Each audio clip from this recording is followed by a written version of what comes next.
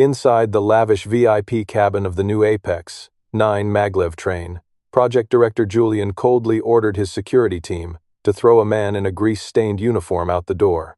The worker did not resist the hands grabbing his shoulders. He just looked straight into Julian's eyes and spoke with absolute clarity.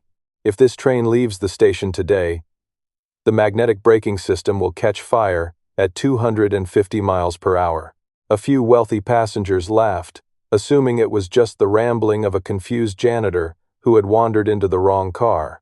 If you believe the quietest people sometimes carry the greatest purpose, hit subscribe to stay until the end of this story. And if you always stand for what is right, leave a comment saying, "I choose to stand on the side of light and truth." David was supposed to be invisible today.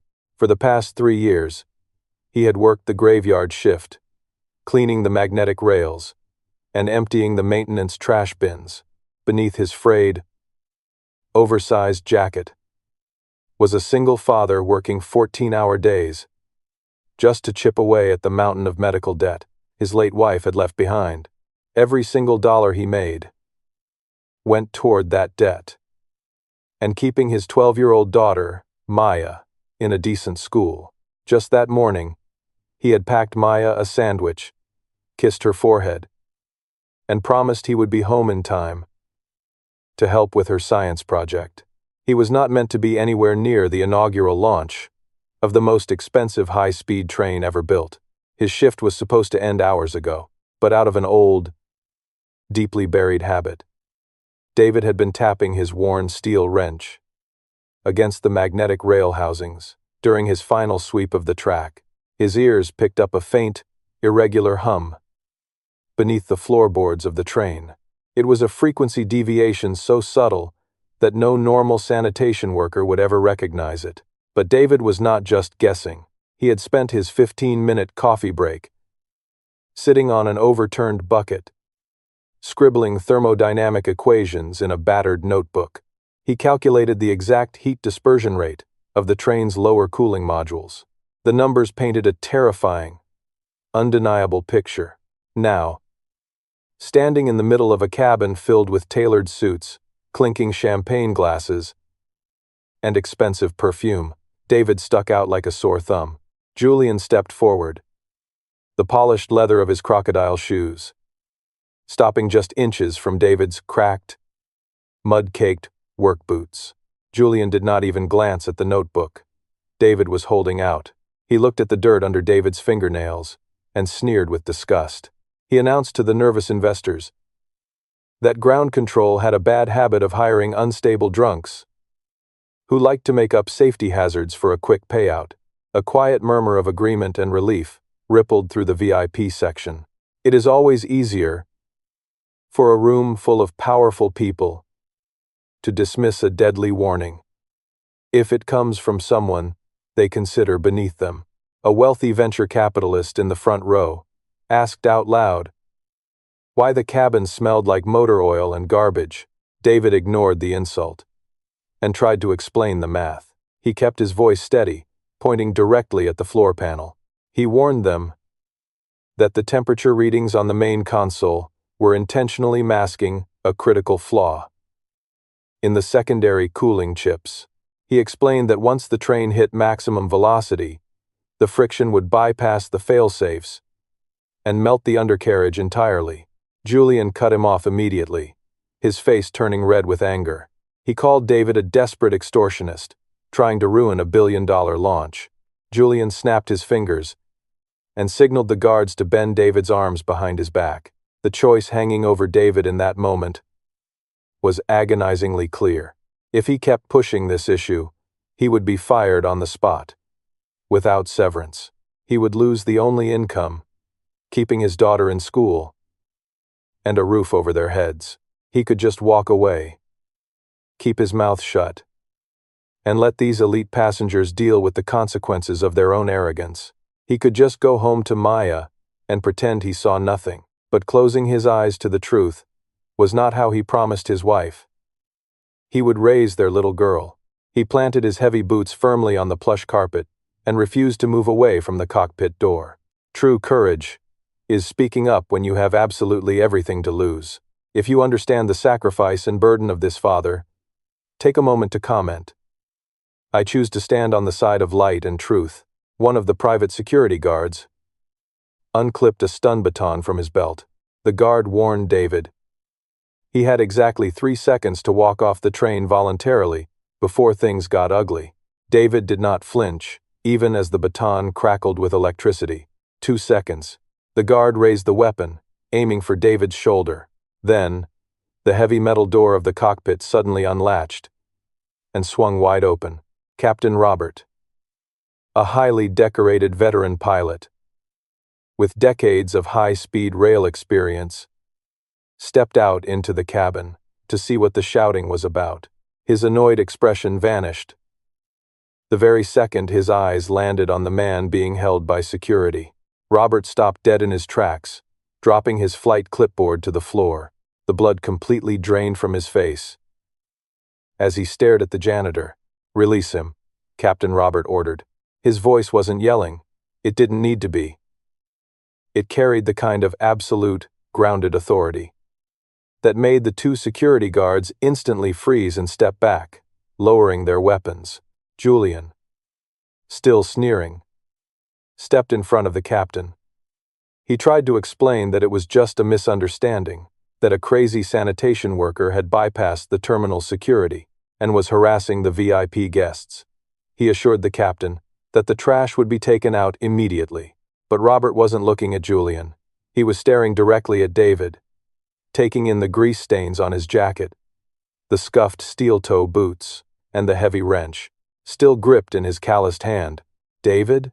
Robert asked, his voice shaking slightly. "Is that really you?" Julian scoffed, looking confused. He asked the captain how on earth he knew a midnight track sweeper. Robert slowly turned to face Julian, and the disgust in the pilot's eyes was so intense that the project director actually took a physical step backward. "He isn't a track sweeper," Robert said, his voice carrying clearly across the dead silence of the luxury cabin. 3 years ago, David Vance was the chief lead architect of this entire project. He designed the very magnetic propulsion core that is currently sitting right beneath our feet. A collective gasp echoed through the cabin. The wealthy investors who had been laughing just moments before suddenly gripped their armrests, their smiles entirely wiped away. They looked from the polished Julian to the dirt-covered David, their minds struggling to process the massive shift in reality. Robert didn't stop there. He looked at the board members sitting in the front rows and told them exactly why the brilliant engineer who built this train was currently wearing a janitor's uniform. 3 years ago, the Apex 9 project was running over budget. Julian, desperate to secure his massive year-end bonus, demanded that the engineering team swap out the military-grade titanium cooling arrays for cheap, uncertified synthetic heat sinks imported from a shadow supplier. It was a move that saved the company millions on paper, but compromised the structural integrity of the entire undercarriage. David had flat-out refused to sign the safety certification. He warned Julian that the synthetic parts would warp under the extreme friction of high-speed travel. In response, Julian didn't just fire David. He orchestrated a brutal corporate assassination. He framed David for leaking proprietary blueprints to a rival tech firm, blacklisted his name across the entire locomotive industry, and stripped him of his pension and severance. And Julian timed this ruthless betrayal for the exact same week that David's late wife was moved into hospice care. He bankrupted a man who was already watching his world fall apart, leaving him with astronomical medical bills and a young daughter to feed. David had to take the only job that didn't run a corporate background check, scrubbing the very tracks he had spent years designing, just to survive. Julian's face went pale, but he desperately tried to maintain control. He started shouting, his voice shrill and panicked. He pointed a trembling finger at David, telling the investors that this was all a pathetic lie, a coordinated revenge fantasy from a bitter, disgraced employee who was clearly mentally unstable. David didn't yell back. He didn't need to defend his character. He just looked calmly at Captain Robert. Run a localized diagnostic on Node 4, David said quietly. Bypass the main executive display and pull the raw thermal telemetry straight from the lower housing. Julian lunged forward, screaming that the captain did not have the executive clearance to touch the diagnostic systems. But Robert completely ignored him. The pilot pulled a heavy-duty tablet from his flight bag, rapidly typing in his command override codes. He linked his screen directly to the massive flat-screen monitors mounted on the cabin walls, mirroring the raw data for everyone to see. For 2 agonizing seconds, the screens went black. Then, they flickered back to life. Instead of the soothing, safe green temperature gauges that Julian had been showing the investors all morning, a blaring, flashing red warning filled the cabin. The room erupted into chaos. The raw data was undeniable. Even while the train was simply idling at the station, the counterfeit cooling modules were already pushing 85% of their critical heat capacity. David's math was absolutely flawless. If the Apex 9 had left the station and accelerated past 100 miles per hour, the synthetic housing would have completely shattered. The magnetic brakes would have fused, and the train would have derailed into a concrete embankment, killing every single person on board. The venture capitalist in the front row, the same man who had complained about David's smell, stood up. His hands were shaking. He pulled out his phone, dialed his firm's risk management team, and ordered them to pull their entire $400 million funding package immediately. Right then and there, Julian's empire collapsed. In a matter of 30 seconds, he dropped to his knees on the plush carpet, clutching his head, babbling incoherently about margins and deadlines. The 2 private security guards, realizing they had just been ordered to assault the man who saved their lives, slowly turned their attention away from David.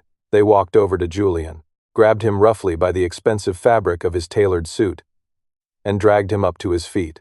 Justice might be delayed, but it rarely misses its mark. The truth always finds a way out of the dark. Don't forget to leave your declaration. I choose to stand on the side of light and truth. Within an hour, the launch was permanently canceled. The platform was swarming with federal transport investigators and local police. Julian was led out of the terminal in handcuffs, hiding his face from the flashing cameras of the local news crews.